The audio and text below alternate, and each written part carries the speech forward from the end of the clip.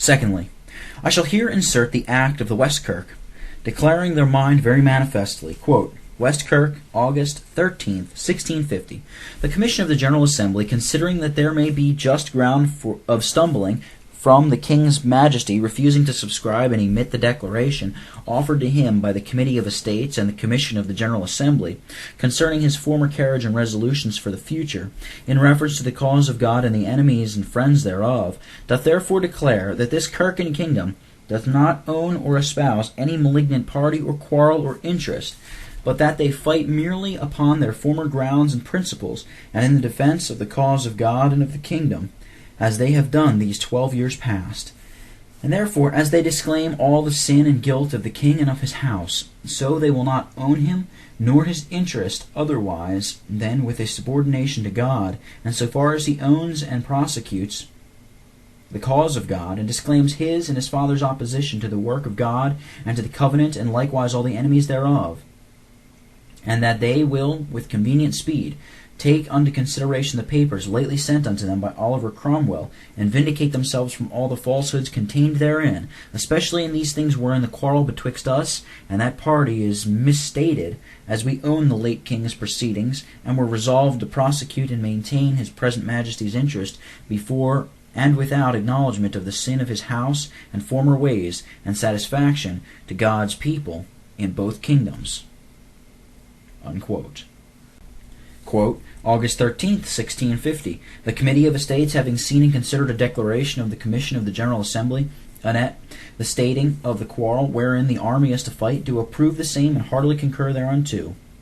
Henderson. Unquote.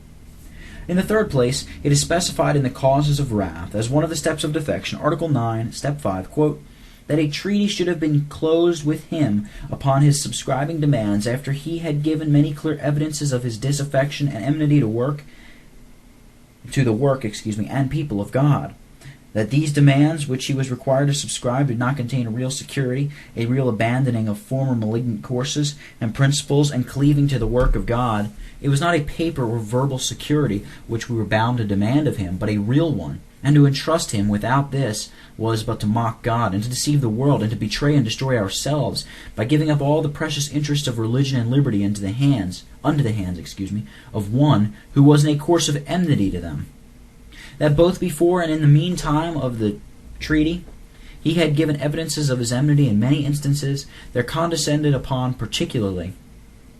that he authorized James Graham to invade this kingdom, and encouraged him by letters to go on in that invasion even whilst he was in terms of a treaty with us, as appeared by bringing into our hands the authentic commission itself and sundry letters under his own hand. Unquote. Next, in the same Causes of Wrath, among the sins of the ministry in relation to the public, section 12, 13, as well as sections 10 and 11, quote, that they agreed to receive the king to the covenant barely upon writing, without any apparent evidences of a real chance of principle, that they did not use freedom in showing what was sinful in reference to that treaty, but went on wherein they were not satisfied in their consciences for fear of reproach and of being mistaken, that they were silent in public, and did not give testimony after a discovery of the king's commission to James Graham for the invading the kingdom, that they pressed the king to make a declaration to the world, whilst they knew by clear evidences that he had no real conviction of the things contained therein. Unquote. Period 6. Containing the testimony through the continued tract of the present deformation from the year 1660 to this day. Now comes the last catastrophe of the deformation of the Church of Scotland, which now renders her to all nations as infamously despicable as her Reformation formerly made her admired and envied, which in a retrograde motion hath gradually been growing these 27 years, going back through all the steps by which the Reformation ascended, till now she is returned to the very border of that Babylon from whence she took her departure, and reduced through defection and division and persecutions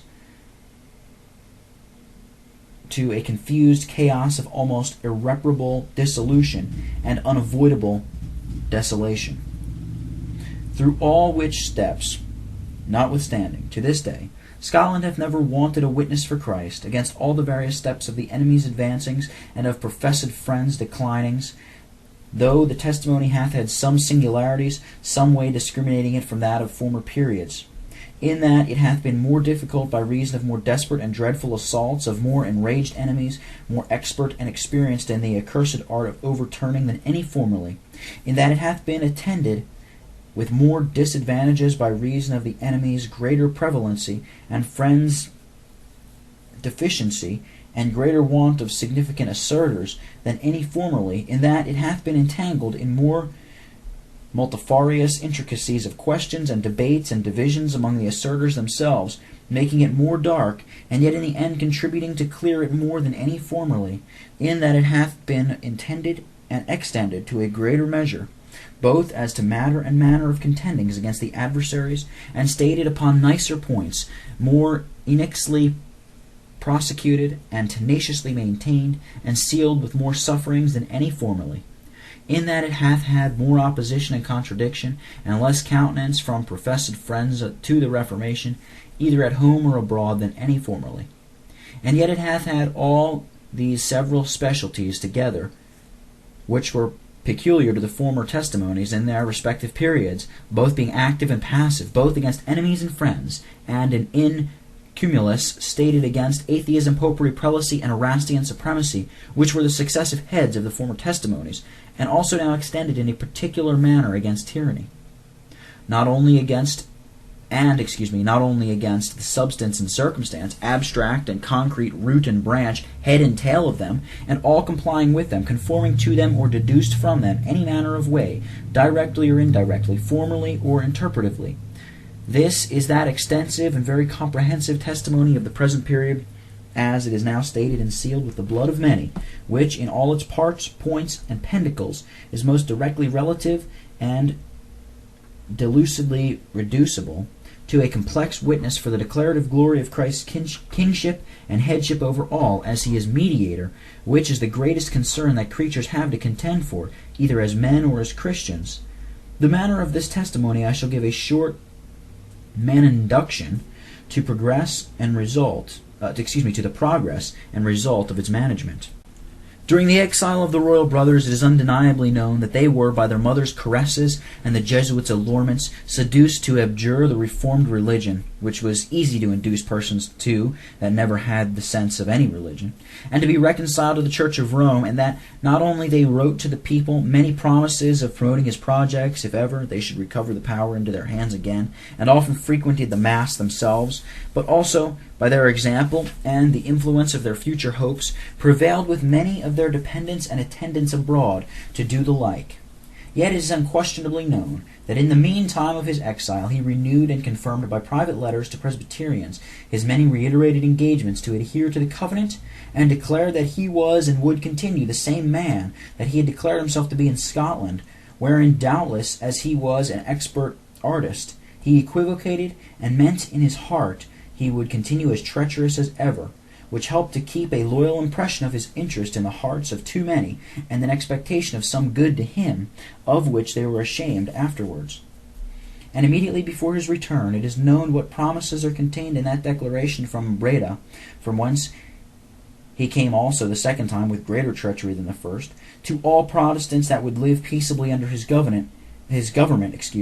beginning now to weigh out his perfidy and perjury and breach of covenant in offering to tolerate that in an indulgence which he swore to maintain as a duty. But in all this he purposed nothing but to injure and ingratiate himself into the people's over-credulous affections, that they might not obstruct his return, which a jealousy of his intended tyranny would have awakened them to withstand. And so, having seated himself and strengthened his power against the attemptings of any whom his conscience might suggest an apprehension that they ought to resist him, he thought himself discharged from all obligations of covenants, oaths, or promises for which his faith had been pledged. And from the first hour of his arrival he did in a manner set himself to affront and defy the authority of God, and to be revenged upon his kingdoms for inviting him so unanimously to sway their scepter, in polluting and infecting the people with all debaucheries and monstrous villainies, and commencing his incestuous whoredoms. That very first night he came to his palace, wherein he continued to his dying day, outvying all for vileness. Yet he went on deluding our church with his dissimulations, and would not discover all his wickedness hatched in his heart at first, till his designs should be riper. but directed a letter to the Presbytery of Edinburgh, declaring he was resolved to protect and preserve the government of the Church of Scotland as it is settled by law without violation, wherein it was observed he altered the style and spake never a word of the covenant, our Magna Carta of religion and righteousness, our greatest security for all interests entrusted to him, but only of law, by which, as his practice expounded it afterwards, he meant the Prelatical Church, as it was settled by the law of his father, since which time he reckoned there was no law but rebellion. This was a piece and prelude of our base destruction and degeneration into blind, blockish, and brutish stupidity, that after he had discovered so much perfidy, we not only at first tempted him to perjury in admitting him to the crown upon his mock engagement to the covenant, whereby God was mocked, his spirit was grieved, his covenant prostituted, the church cheated, and the state betrayed, but after the Lord had broken his yoke off from our necks by sending him into exile 10 years, where he was discovered to be imbibing all that venom and tyrannical violence, which he afterward vented in revenge upon the nation, and after we had very long smarted for our first transaction with him. Yet notwithstanding of all this, we believed him again, and Issachar-like couched under his burdens, and were so far from withstanding, that we did not so much as witness against the readmission and restoration of the head and tail of malignants, but let them come in peaceably to the throne, without any security to the covenanted cause, or for our civil or religious interests, and by meal, at their own ease, leisure, and pleasure, to overturn all the work of God, and reintroduce the old anti-Christian yoke of absurd prelacy, and blasphemous sacrilegious supremacy, and absolute arbitrary tyranny with all their abominations, which he, and with him the generality of our nobility, gentry, clergy, and commonalty by him corrupted, without regard to faith or fear of God or man, did promote and propagate. The nation was involved in the greatest revolt from and rebellion against God that ever could be recorded in any age or generation, nay, attended with greater and grosser aggravations than ever could be capable of before us, who have had the greatest privileges that ever any church had since the national church of the Jews, the greatest light, the greatest effects of matchless magnified love, the greatest convictions of sin, the greatest resolutions and solemn engagements against it, and the greatest reformation from it that ever had to abuse and affront. O heavens, be astonished at this, and horribly afraid. For Scotland hath changed her glory, and the crown hath fallen from off her head, by an unparalleled apostasy, a free and voluntary, wilful and deliberate apostasy, an avowed and declared and authorized apostasy, tyrannically carried on by military violence and cruelty, a most universal and every way unprecedented apostasy. I must a little change my method in deducing the narration of this catastrophe, and subdistinguish this unhappy period into several steps, showing how the enemy's opposition to Christ advanced, and the testimony of his witnesses did gradually ascend to the pitch it is now arrived at. First, these enemies of God, having once got footing again, with the favor and the fawnings of the foolish nation, went on fervently to further and promote their wicked design, and meeting with no opposition at first, did encourage themselves to begin boldly. Wherefore, hearing of some ministers peaceably assembled to draw up a monitory letter to the king, minding him of his covenant engagements and promises, which was though weak, yet the first witness and warning against that heaven-daring wickedness then begun, they cruelly incarcerated them. Having hereby